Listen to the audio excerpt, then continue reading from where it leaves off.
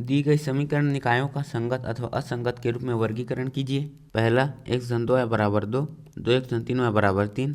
तो हम इसे बताना है कि यहाँ पर ये संगत है या फिर असंगत। तो यदि हम इसमें इसका हल प्राप्त होता है तो यहाँ पर ये संगत होगा, और यदि हम इसमें इसका हल प्राप्त नहीं होता है तो यहाँ पर ये असंगत होगा। तो यहाँ पर ये संगत है फिर असंगत उसका पता लगाने के लिए हम इसमें सारणिक ए ज्ञात करेंगे, और यदि सारणिक ए शून्य के बराबर नहीं आता है तो इसका मतलब है कि यहाँ पर ये संगत है, और यदि सारणिक ए शून्य के बराबर आ जाता है तो हम इसमें एडजॉइंट ए गुणा बी ज्ञात करेंगे।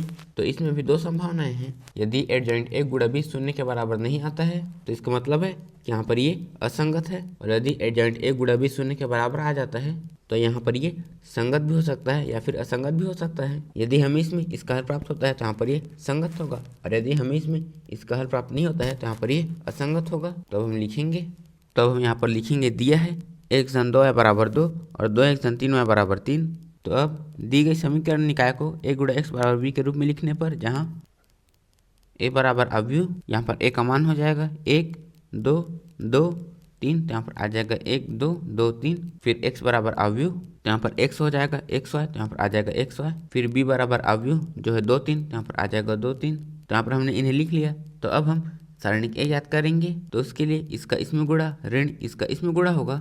तो यहाँ पर आ जाएगा 3 ऋण 4। फिर यहाँ से सारणिक ए का मान आ जाएगा ऋण 1। तो यहाँ पर सारणिक ए का मान ऋण 1 आया है, जो कि शून्य के बराबर नहीं है। इसका मतलब है कि यहाँ पर समीकरण निकाय संगत है। तो हम लिखेंगे यहाँ सारणिक ए शून्य के बराबर नहीं है, अतः समीकरण निकाय संगत है।